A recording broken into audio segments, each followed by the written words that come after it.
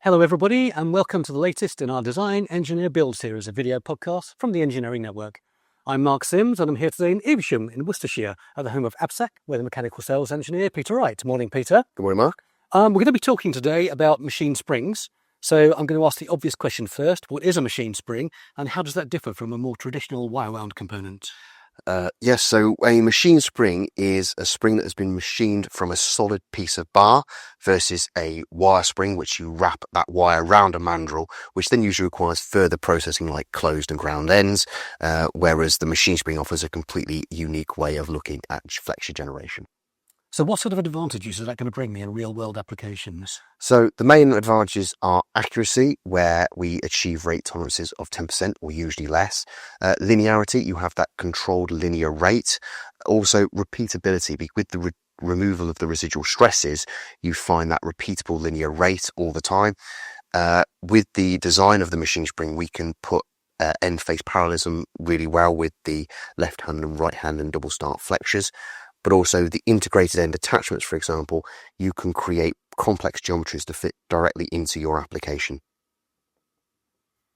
And how does the precision of a machine spring translate into real-world performance improvements? So with these demanding applications that we see, 1% or lower makes the machine spring critical, such as sensitive feedback requirements, which we often see, unlike the wire-wound springs, which have these dead coils, which means you get an inconsistent rate. The machine spring offers immediate and precise performance. So what sort of applications then does the machine spring really lend itself to?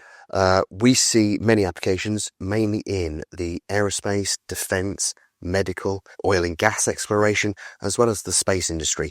The ability to not only have multiple components, but also that repeatability, reliability, just lends itself to those high demand applications. Those sorts of applications that you've mentioned, they often require some quite interesting and unique materials as well.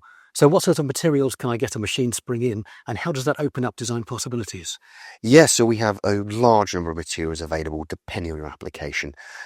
We often start with 17.4 pH stainless, which is great high fatigue resistance, but often the demanding applications need more, whether that's high temperature, high strength, or even biocompatibility. We have the material to suit, whether that's, say, 303 stainless simply for your corrosion resistance, or we have a specialist Carpenter Custom 455, which is a high strength stainless. Also, we would move to, say, Inconels if you had high temperature. Lightweight materials such as titanium are on offer, as well as biocompatible materials, say BioDur, or if you need one size that fits all, our Superphase alloy MP35N would probably be the right choice for you. I'm looking at here some quite interesting and some quite complex geometries.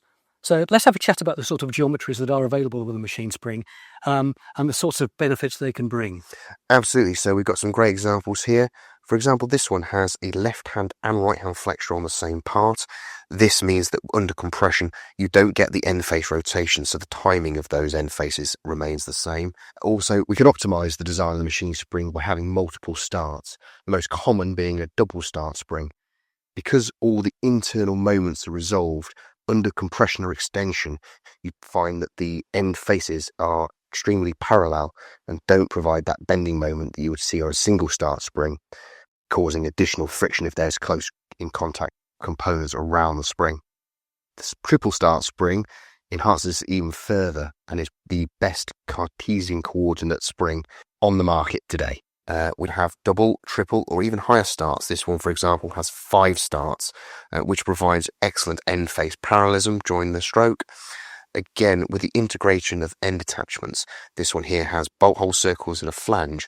So when you get that moment through a torsion spring, you get immediate and precise movement of the flexure. Unlike with the wire spring where you would have tangs, this provides an offset moment.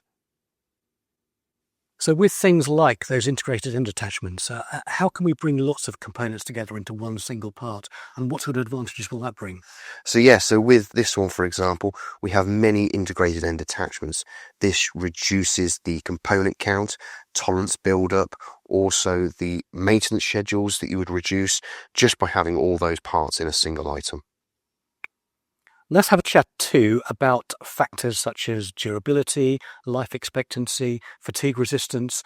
How are all those impacting on what you can do with a machine spring? So thanks to the residual stresses being removed during manufacturing, you get a much better life durability, but we also then can put that into finite element analysis and give you a nice, accurate and extended lifetime. As a final point, let's have a quick chat about cost. I'm guessing I'd pay a bit more upfront for a machine spring, but do the long-term performance advantages justify that initial investment? Absolutely. With the reduced component count and also the integrated attachments, you end up with much better reliability from a single part. Also, the less maintenance schedules that you have from not needing to replace multiple components. You have enhanced product life and durability. That's due to having that consistent and controlled stroke and rate, but also the multi-start options as well as these integrated end attachments. That's also going to be a major benefit in putting that in directly into your system with lower installation times.